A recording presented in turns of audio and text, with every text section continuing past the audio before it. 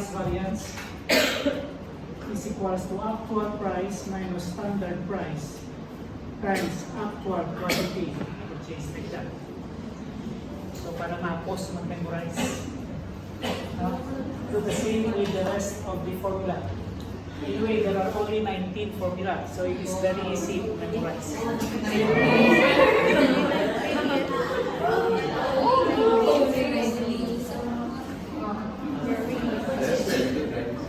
You still have how many days?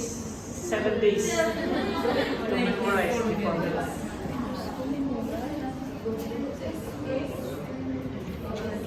Wala ka na yung may memorize, so mo ginaya. Memorize mo galing, pagkulang ng kantangin, pagkuha. Memorize mo galing, inom na 19 lines lang.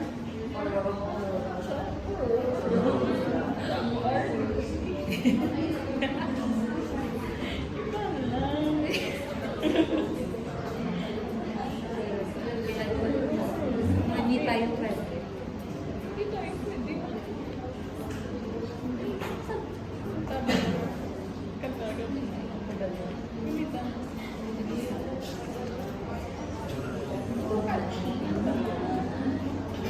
Ang tanan mo ka rin. Kachina. Kachina. Kachina.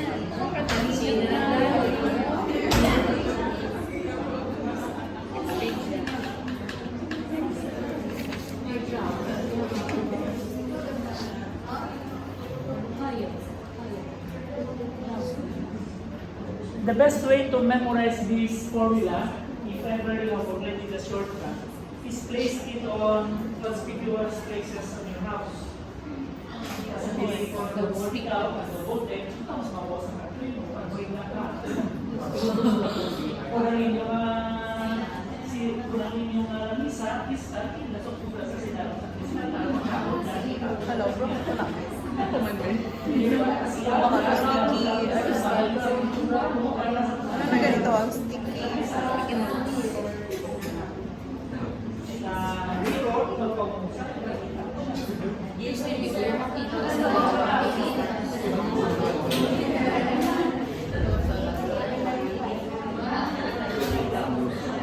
Nantopla sa ulihi, nigo mo, kay permi mo makita. So bisan matulog, bisan uli kapon mo, bala mong amigo mo. Di ba? Memorize mo na mo.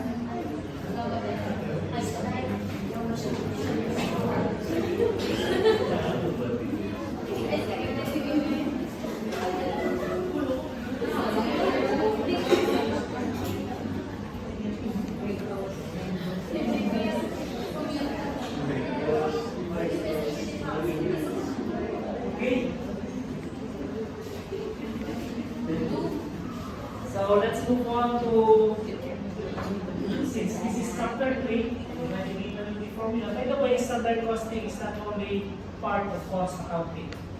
It is also part of responsibility accounting.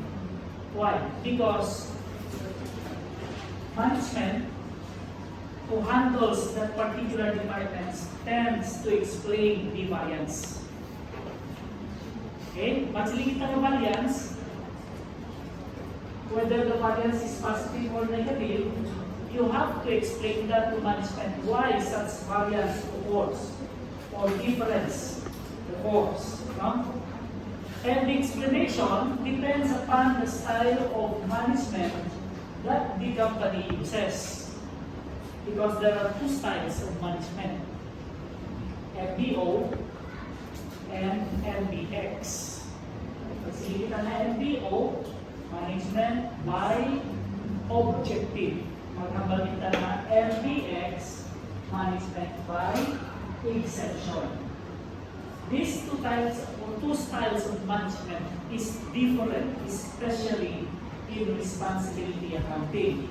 So your task today or tomorrow is to use your Googles and research about MBO, what is the difference between MBO and then MBX, and how does a responsible person handles these variances on two different styles of management. May research nyo ang MBO at MBX. Okay? Yes. MBO means management by objective. MBX means management by exception. Okay? These are the two styles of management.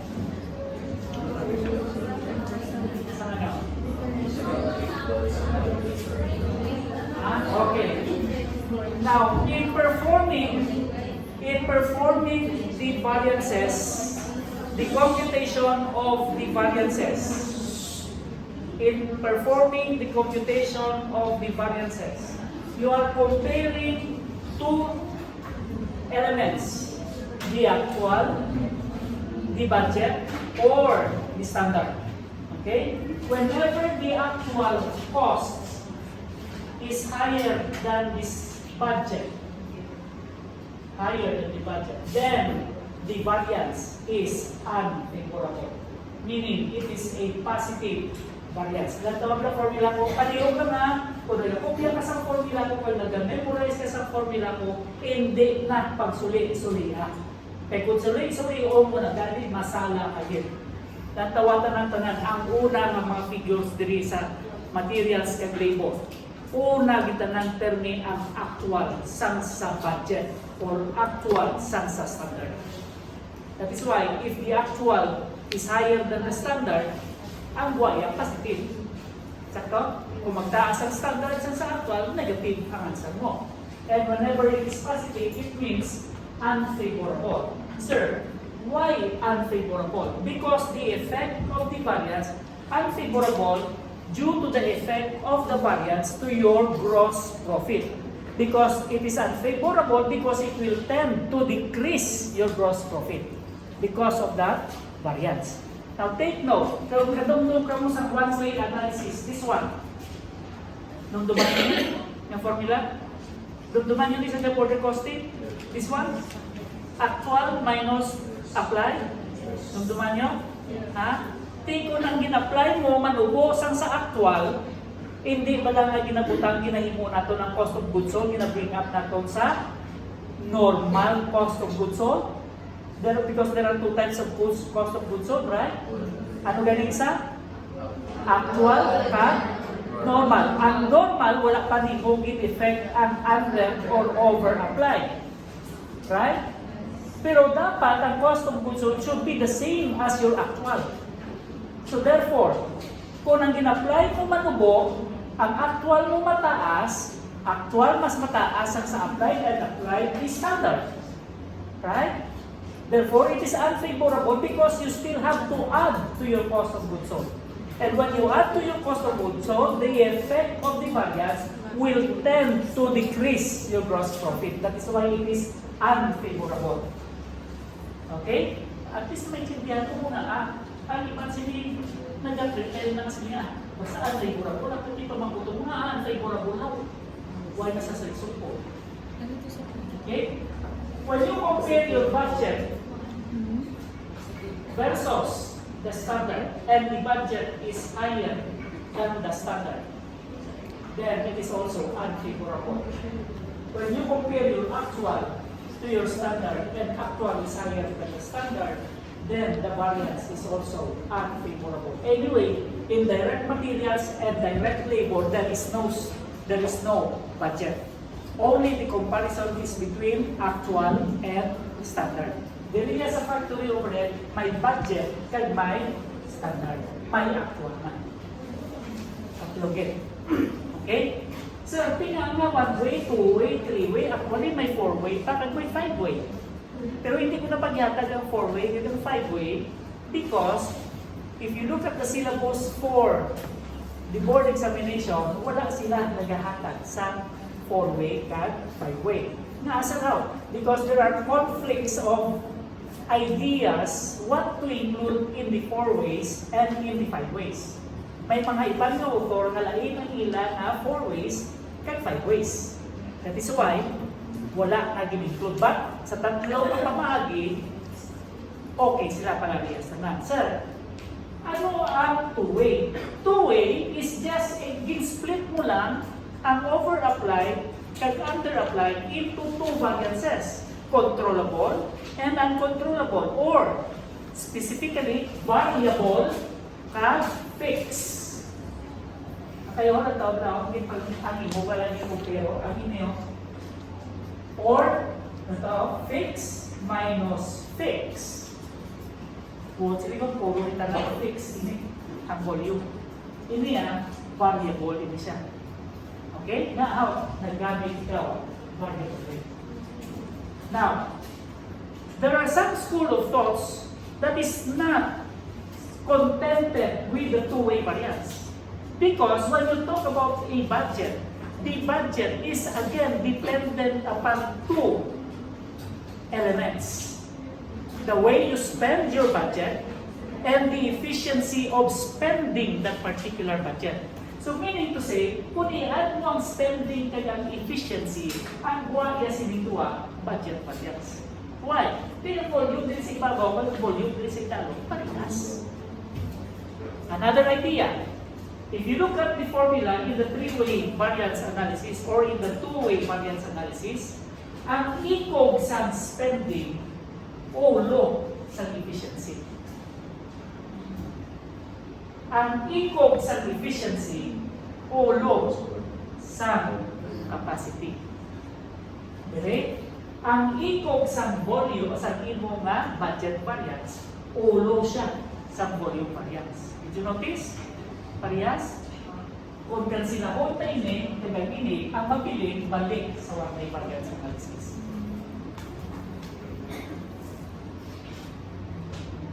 The formula in your efficiency variance is a simple formula. It's simplified ko ini. Pero actually, ang iya sini nga formula, ikog sa spending, supposedly, ang uno, budgeted fixed factory overhead, plus standard variable rate times actual hours, ang muna tani ang ulo yan po, ang isa actual hours, minus sa ikog sa imo, or minus sa ulo sa imo volume, ang muna yung ulo sa volume, which supposed to be ikog siya sa efficiency. Kaya yung budgeted fix ho, kaya budgeted na fix yan, di makancel na, ang mabiling, binihong kaginin.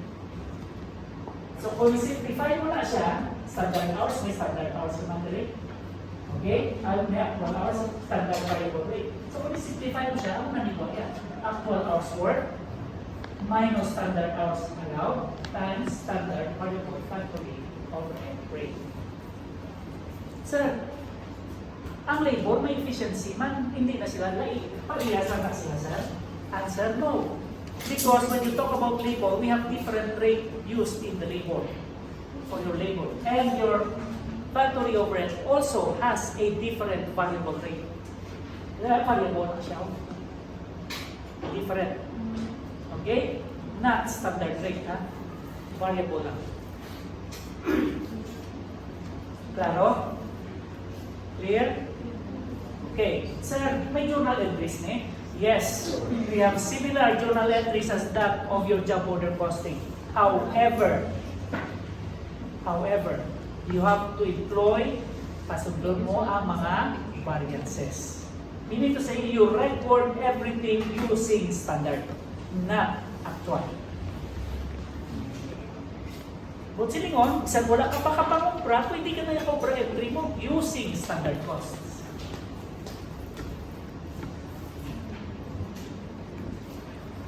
Please take note, ha? The purpose of standard costing is just to pinpoint responsibility.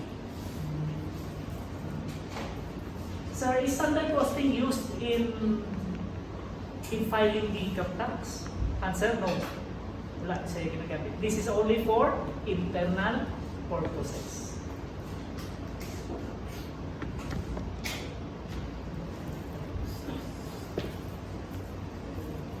Okay, any questions? Any questions? What time do we have?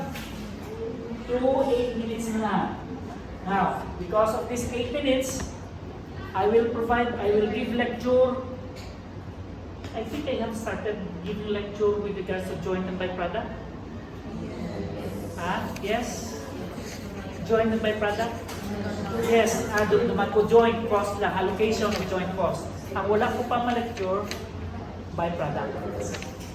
Okay, with regards to the byproduct, recall the accounting for scrap materials. Tumduman niyo pa to? Tumduman niyo pa accounting sa scrap materials? I think tapos ito.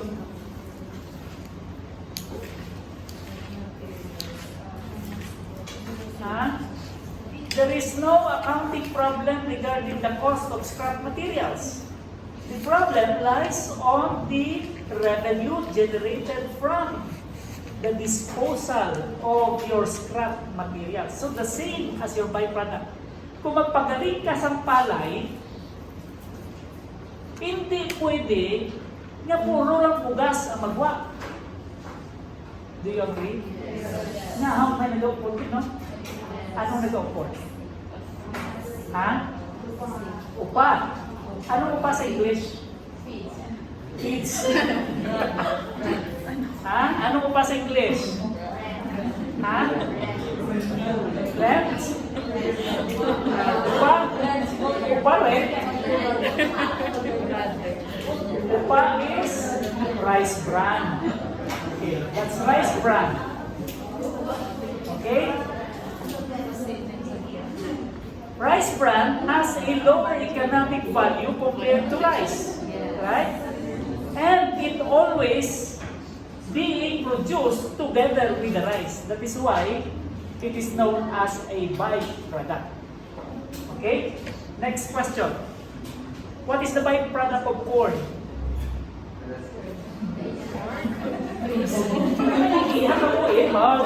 What is the byproduct of corn?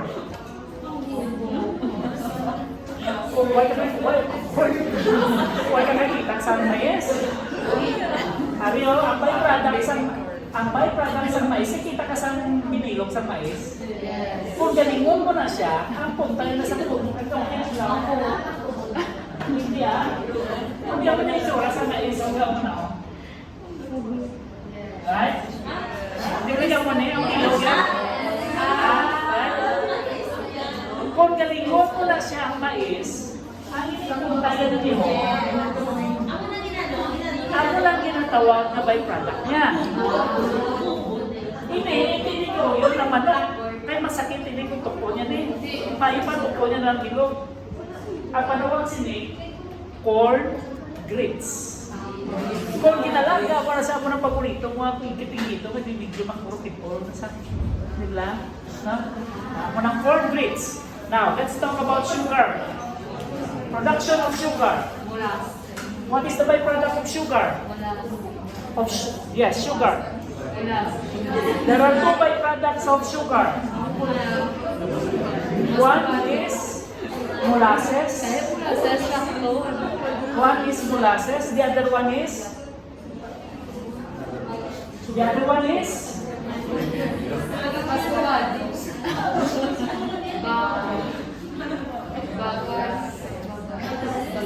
Bagas. Okay. Ano ng bagas? Sino lang nakapilaw tapang gusto mo? Ano ba? Ano nga pag gusto mong punta ko ng puno? Lain na tubo ko punta nila panggos mo? Ang puno na yung napanggos, kaya na punta yun. Dahon na yan. Okay? Pamangkot ako, sino, by the way, Diwata, sino nakaali ng panggos tubo? Okay. Magpanggos ka sa tubo, ginatulog ng tanan? Hindi. Yeah.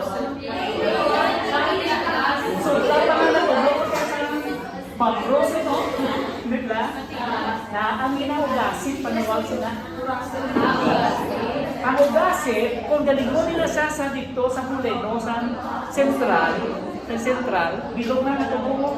Siyempre, mapuga. So magwa na siya sa piyak, hindi pwede nga wala na siya magwa. Kaya amo na siyang byproduct. Right? That is one of the byproduct. Pwede mo na siya magamit, himuon, gatong, kumagmala. Right?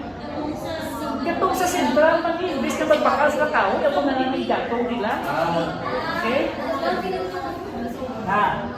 Now, molasses, since it is also a byproduct but has a lower economic value compared to sugar, can still be reprocessed. Pwede pa siya i-process further. That is why if you look at your materials, there are some problems there that the byproduct or the joint cost is being processed further by separate costs. Okay? It can be processed further and converted into alcohol. Ang molasses pwede na ibo nga alcohol. Ano nga alcohol? Kay duha ka klase. Ethyl alcohol. Bisa kung ethyl alcohol ina siya, ano naman yan din nagaling ng isopropyl? Hindi naman na siya nandiyan. Isopropyl is also a byproduct. Came from a byproduct. Byproduct sa ano? Gasolina. That is why gina-prefer nga ethyl alcohol ang gamiton mo kay organic sang sa isopropyl. At least naiintindihan nyo.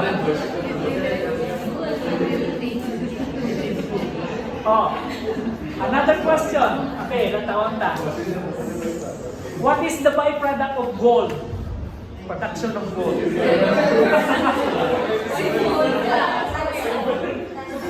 Silver? So, anong byproduct sa gold? O-R-E.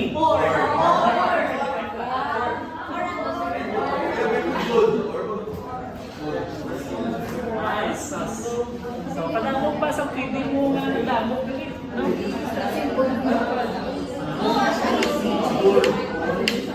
Okay, another question. Alin pinaka-common? Production manigyan po na. Process costing manigyan po na.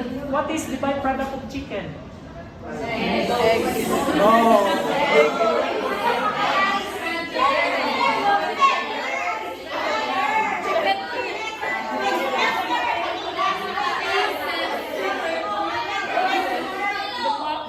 Magpakal ka sa manok sa tsinda, hindi mo name makwa. Or manok ang bakul mo. Ang dressed chicken. Ulo. Ano? Ano?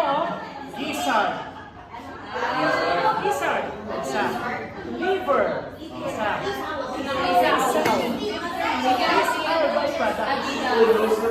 Why? Because it has a lower economic value compared to chicken itself. See?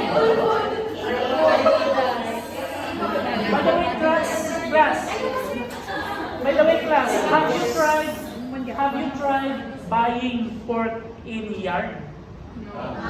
In yard? Ang baboy, alam mo, bakal ka sa baboy, ito ka sa manong baboy, sabi mo, mabakal ko baboy sa kayarda. Ano mo talaga baboy? Hindi ka kabakal sa kayarda ng baboy. Yard lang sa kayarda mo na, oh. Pwede ka kabakal sa kayarda ng baboy. Why? 3 feet is equals to 1 yard, nila, tatlo kapil, baklon mo.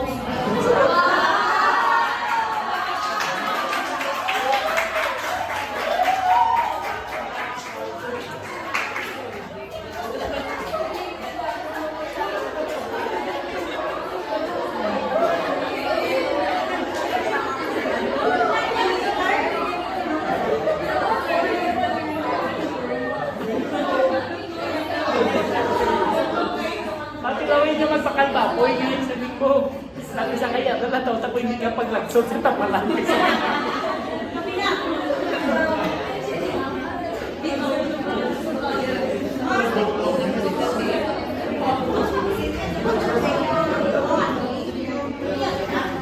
I also tried buying last time, uso pa ni siya.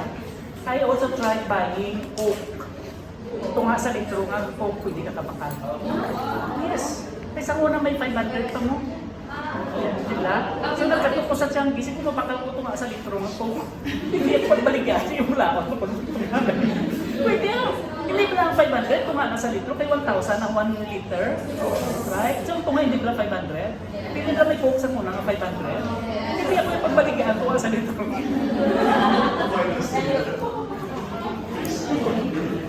So, nakagala ko lang mo ang nagkakatubuhan sa 500. Okay, any questions?